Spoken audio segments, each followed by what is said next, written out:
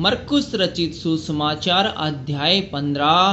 पिलातुस के सामने यीशु। भोर होते ही तुरंत प्रधान याजकों, पुरनियों, शास्त्रियों ने वरन सारी महासभा ने सलाह करके यीशु को बंधुआया और उसे ले जाकर पिलातुस के हाथ सौंप दिया। पिलातुस ने उससे पूछा, क्या तू यहूदियों का राजा है? उसने उनको उत्तर दिया, तू आप ही कह रहा है। प्रधान याजक उस पर बहुत बातों का दोष लगा रहे थे। पिलातुस ने उससे फिर पूछा, क्या तू कुछ उत्तर नहीं देता? देखिए तुझ पर कितनी बातों का दोष लगाते हैं। यीशु ने फिर कुछ उत्तर नहीं दिया, यहाँ तक कि पिलातुस को बड़ा आश्चर्य हुआ। मृत्यु दंड की आज्ञा।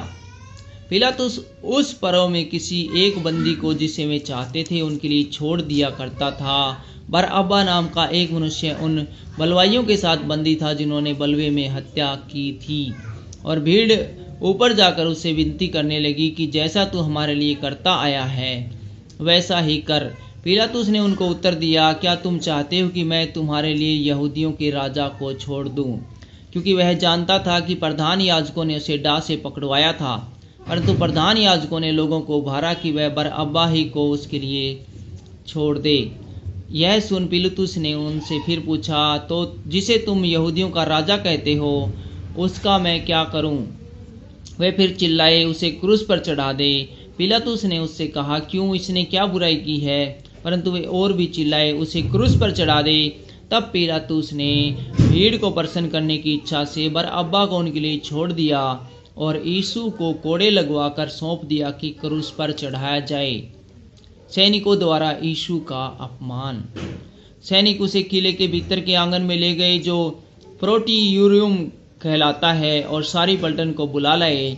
तब उन्होंने उसे बैंजनी वस्त्र पहनाया और कांटों का मुकुट गूंथ कर उसके सिर पर रखा, और यह कहकर उसे नमस्कार करने लगे, हे यहूदियों के राजा, नमस्कार।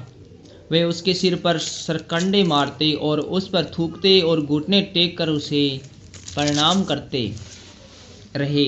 जब वे उसका ठट्ठा कर चुके तो उस पर से बैंजनी वस्त्र उतारकर उसी के कपड़े पहनाए और तब उसे क्रूस पर चढ़ाने के लिए बाहर ले गए। यीशु का क्रूस पर चढ़ाया जाना। सिकंदर और रफूस का पिता शमौन एक कुरेनी मनुष्य था जो गांव से आ रहा था, उधर से निकला। उन्होंने उसे बेगार में पकड़ा कि उसका क्रूस उठा ले चले। वे यीशु को गुलगुता नामक जगह पर, जिसका अर्थ खोपड़ी की जगह है, लाए। वहां उसे मुर्र मिला हुआ दाखरस देने लगे, परंतु उसने नहीं लिया। तब उन्होंने उसको क्रूस पर चढ़ाया और उसके कपड़ों पर चिट्ठियां डालकर कि किसको क्या मिले उन्हें बांट लिया। और एक पहर दिन चढ़ आया था जब उन्होंने उसको क्रूस पर चढ़ाया और उसका दोष पत्र लिखकर उसके ऊपर लगा दिया कि यहूदियों का राजा। उन्होंने उसके साथ 2 डाकू, एक उसकी दाहिनी और उसकी बाहिनी ओर क्रूस पर चढ़ाए।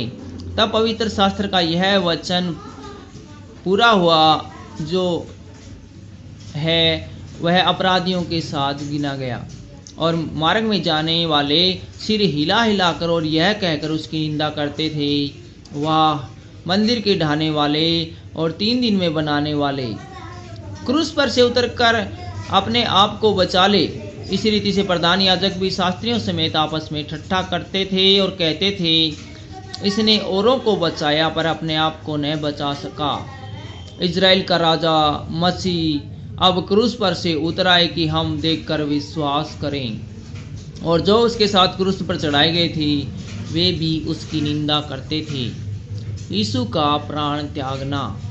दोपहर होने पर सारे देश में अंधियारा छा गया और तीसरे पहर तक रहा। तीसरे पहर यीशु ने बड़े शब्द से पुकार कर कहा, इलोई इलोई लमा अशबक्तनी, जिसका अर्थ यह हुआ, हे मेरे परमेश्वर, हे मेरे परमेश्वर, तूने मुझे क्यों छोड़ दिया? जो पास खड़े थे उनमें से कुछ ने यह सुनकर कहा, देखो वह एलिया को पुकारता है।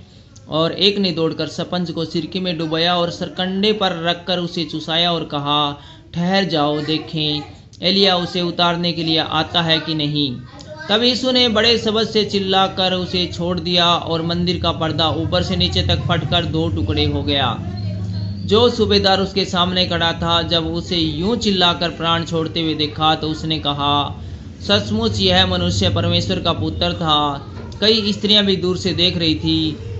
उनमें मरियम मगदलीनी, छोटे याकूब और यशेस की माता मरियम और सलोमी थी। जब वह गलील में था तो ये उसके पीछे हो लेती थी और उसकी सेवा टहल किया करती थी। और अन्य बहुत सी स्त्रियां भी थीं जो उसके साथ यरूशलेम में आई थी। यीशु का गाड़ा जाना।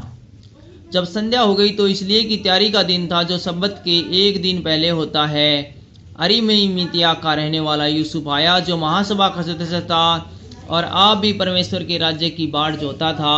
वह हियाव करके पिलातुस के पास गया और यीशु का शव मांगा। पिलातुस को आश्चर्य हुआ कि वह इतने शीघ्र मर गया, और उसने सूबेदार को बुलाकर पूछा, क्या उसको मरे हुए देर हुई? जब उसने सूबेदार के द्वारा हाथ जान लिया तो शव यूसुफ को दिला दिया। तब उसने मलमल की एक चादर मोल ली और शव को उतारकर उस चादर में लपेटा और कब्र में जो चट्टान में खोदी गई थी रखा, और कब्र के द्वार पर एक पत्थर लुढ़का दिया।